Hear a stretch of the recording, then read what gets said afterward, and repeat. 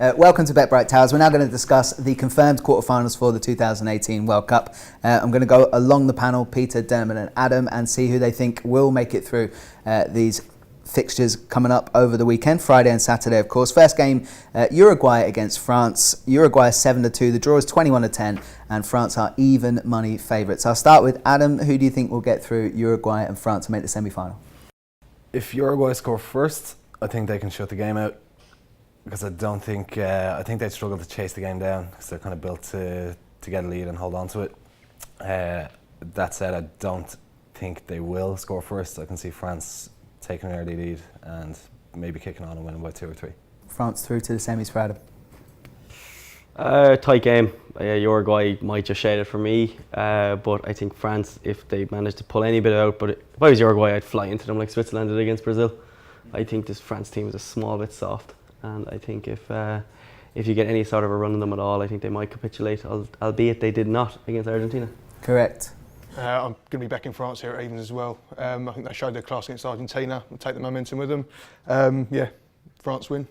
Does it change your views? And I know you kind of all think France is going to get through, but Cavani is so important to Uruguay, carrying an injury. If he doesn't play, probably a pretty simple exercise for France. I wouldn't call it simple. They still have Suarez and who be coming in for them as well?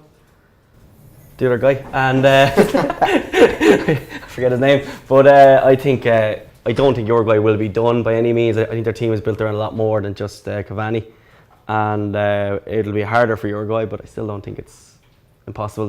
They're built around what Uruguay are always built around: a very solid defensive unit, a very solid midfield, and then they still have Suarez up front, who people keep saying had a disastrous season last year for Barcelona, but he scored 31 goals. Yeah. You know, he's still an absolute. That's where the levels are set for him, though, isn't it? Yeah, you know, Yeah, okay.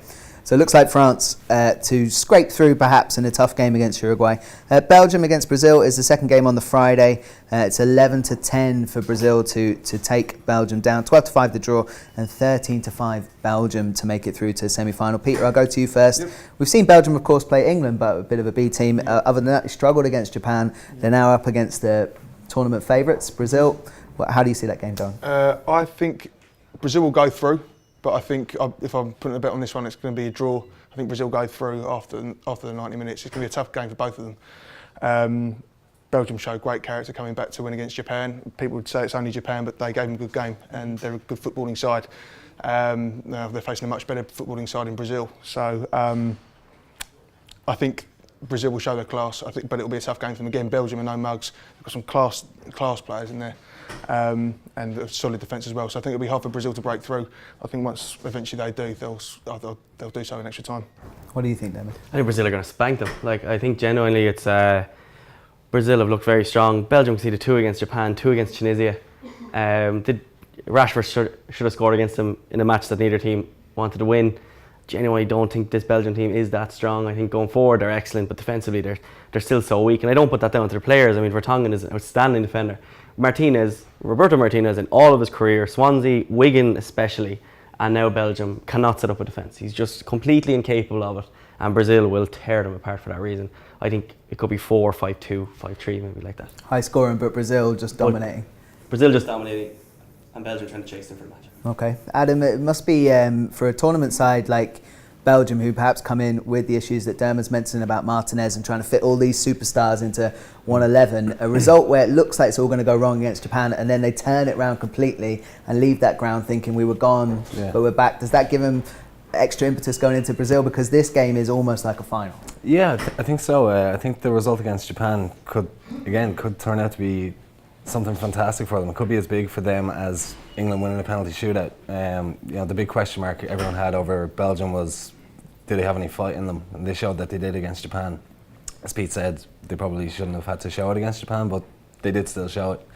I think this is shaping up to, this could be the game of the World Cup.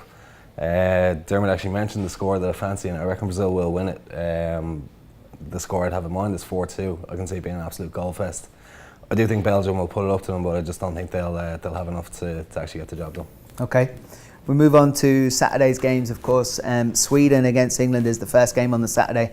England actually favourites here, 11-10 on, 9-4 the draw, and 15-4 the outsiders, Sweden. Sweden's record going into this World Cup and come through the playoffs. I think they beat Italy, and they've obviously performed well against Germany. I think they topped their group. So Sweden are a team that, if you underestimate them, and an England side can do that, would be a very difficult exercise for England to get through. But I'm going to start with Adam, but I'm going to guess, are England going to go through, and will they do it in 90 minutes? Yeah, I read today that Gareth Southgate said that England have always underestimated Sweden, and that's kind of been their downfall. That's partly maybe why they don't have such a great record against them. Personally, I'd pin a bigger reason on why they don't have a good record against Sweden on Zlatan Ibrahimovic. He's not there anymore. 3-word summary on this game: it's coming home. Thank you, Dermot. Oh, the cheese. I genuinely think it'll be a tight match. I actually fancy extra time, and of course we have to get in the BetBright extra time special as well. That if the match goes extra time, BetBright will refund all your first, lasts, and on selected markets. And basically as well, it'll be a tight match. I think I could see extra time. I think England will get through it, but again, they have absolutely no God-given right to beat this Sweden team. Okay. No God-given right, but I think, as you say, we're not going to be taking them for granted. We have got a better team, and I'm going to be back in England to win in normal time. I think it's going to be a bit of a dogfight the first half hour, maybe even the first half. I think as soon as England get one goal, I think we could end up seeing us win quite comfortably. Now, I'm not saying it's going to be a complete spanking, but I think we'll control the game. I wouldn't be surprised to see us win 2-0 and it'll push 3-0. But I'd be on 2-0 and then bring a couple of players off and relax in time for the semi-final.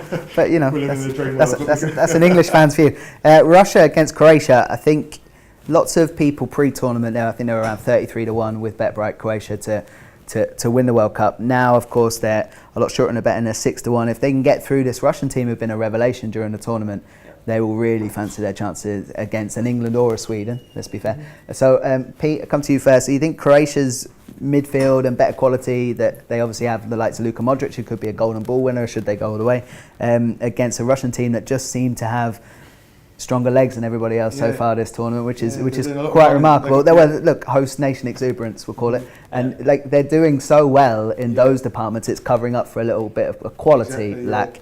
Can they give Croatia something to think about?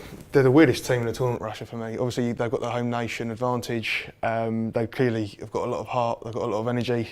They cover a lot of miles. And I've just got a weird feeling that they're going to win this one. Croatia have got some class players in there.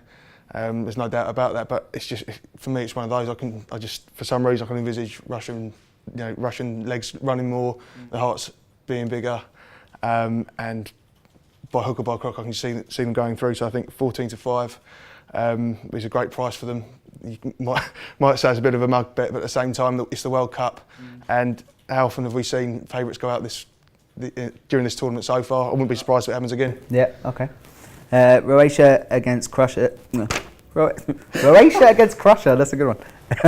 Russia against Croatia. If this was anywhere else, this game, played it like a normal friendly or a group game or anything like that, you'd just be a Croatian backer, wouldn't you? Yeah, like look, Russia have been fairly juiced up or pumped up, and that's the simplicity of it. But Croatia, I just think Croatia are going to do them. I mean, Russia have been fairly decent when they played Spain, but what did they do against Spain? They sat against Spain. Spain just didn't break them down. Spain do that every now and then. Yeah. They played the worst Saudi Arabian team I've ever seen, which is some statement for that nation. They beat Egypt, who have been just the worst, the second worst country in the whole tournament. Second, they met someone that's capable of running, who's strong. In Uruguay, they were beaten off the pitch. I know they rested players, but still, there's no way if Croatia turn up. I think the Croatian performance against Denmark was just a collective brain fart. All of them collapsed together. Croatia will come back from that, the confidence you gain from winning penalties, like England will as well. Croatia will kick on from that. Croatia can match them for running. They're better footballers. Ignacevic is 39 in the heart of the Russian defence. Zirkov is left back. These were players I was buying in 2004-2005 Championship Manager game. You know, like these are not good footballers, and I think Croatia -1 will be the bet in that match. Okay. Adam? Yeah, this might come as a surprise to you, but I'm no tremendous athlete. So I can't really quantify how much of a boost being at home or having a big crowd cheering for you is. Yeah. I just can't see any way Croatia don't beat Russia. If assuming it's a a home crowd giving them the extra 10%. Yeah. That's only going to get you so far. Eventually, you're going to come up against a team that they're just better than you, and I think that's where Russia are at now. I can't see Croatia not winning this in 90 minutes. Russia have that support that's clearly improving, you know, their bloods and everything else. They really are improving, but I think Croatia are just going to beat them. Okay. Yeah. The only match where we've got a split opinion here, with Peter thinking that Russia can continue their fantastic journey through the World Cup, we will obviously find out this weekend.